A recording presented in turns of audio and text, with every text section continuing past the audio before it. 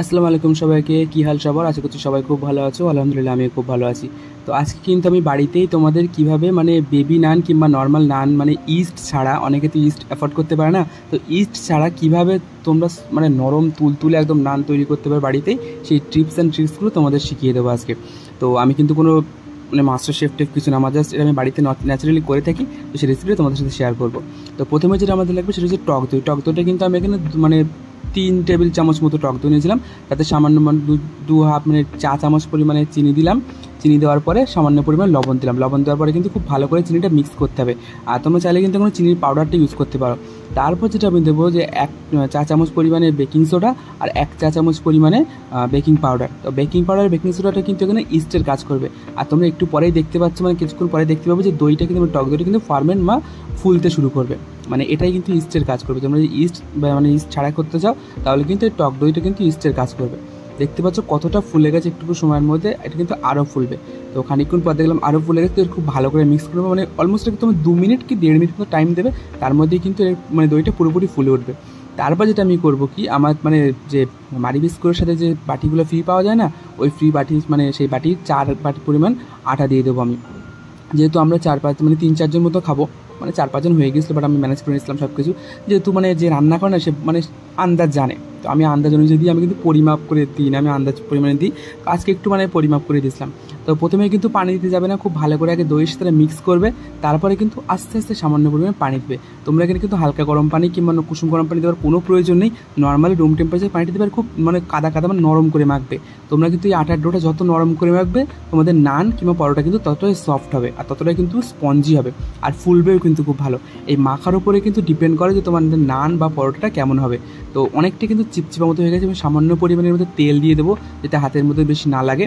তো তোমরা তেল ইউজ করতে পারো কিংবা বাটার ইউজ করতে পারো। বাটার আমি বলবো যে বাটারটা না ইউজ করে মানে রিফাইন তেল বা সাদা তেলটা ইউজ করার জন্য। তো এই তেলটা কিন্তু ইউজ করে খুব ভালো করে এটা মেখে নেবো। মেখে নেওয়ার পরে এটাকে রেস্টে দিতে হবে অলমোস্ট 1 ঘন্টা মতো। 1 ঘন্টা যদি তোমার কাছে টাইম না থাকে তো আধা ঘন্টার মতো রেস্ট দিতে হবে। যেহেতু আমরা ইস্ট ব্যবহার করছি না, সুতরাং এটা আধা ঘন্টা কি 1 ঘন্টার মতো রেস্ট দিতে হবে। তো আধা ঘন্টা থেকে 1 ঘন্টা মতো রেস্টে রেখে দিয়েছিলাম। এটা অনেকটাই ফুলে গেছে, দেখিয়ে দেবো তোমাদের কতটা ফুলেছে। দেখতে পাচ্ছ কতটা ফুলে গেছে এটা, আর ঠিক তার ডবল পরিমাণ কিন্তু সফট হয়ে গেছে। এটা না একটু গরম জায়গায় রাখার চেষ্টা করবে, যেহেতু ওয়েদারটা এখন হালকা হালকা গরমই আছে, বর্ষাকাল হলেও হালকা গরম আছে, তো তবুও একটু গরম জায়গায় রাখার চেষ্টা করবে। তারপর আমি কী করবো, তো সামান্য পরিমাণে আবার তেল দিয়ে দেবো। আমরা হাতে খুব ভালো করে একটু তেল মাখিয়ে নেবো।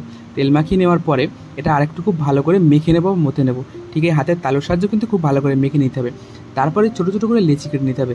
এবার তোমরা তোমাদের মানে বাড়ির লোক কেমন খাবে সেই অনুযায়ী কিন্তু লেচিটা বানিও।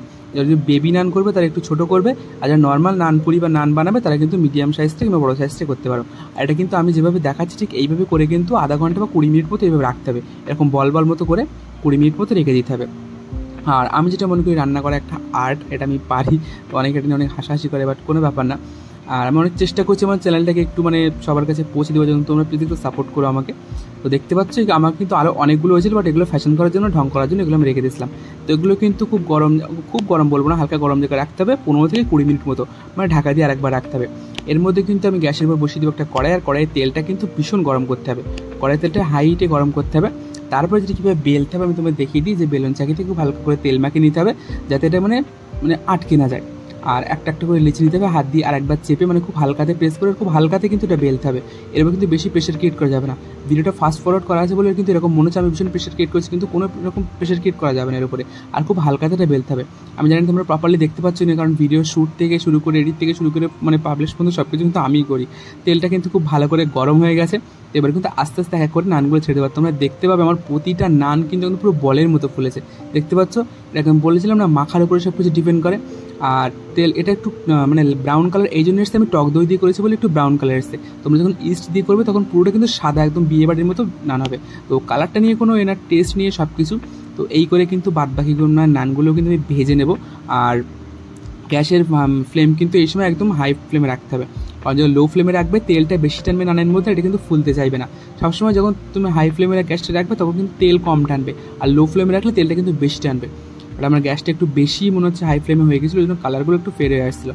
তো এই করে কিন্তু সবগুলো মানে নানগুলো ভেজে নেবার দেখতে পাবে একটা নানও কিন্তু মানে না ফুলে যাবে না। আর সত্যি কথা বলতে আমার গ্যাসের ফ্লেমটা অত্যাধিক হাই হয়ে গেছে, ওই জন্য কালারটা অত্যাধিক মানে পুড়ে মতো যাচ্ছে।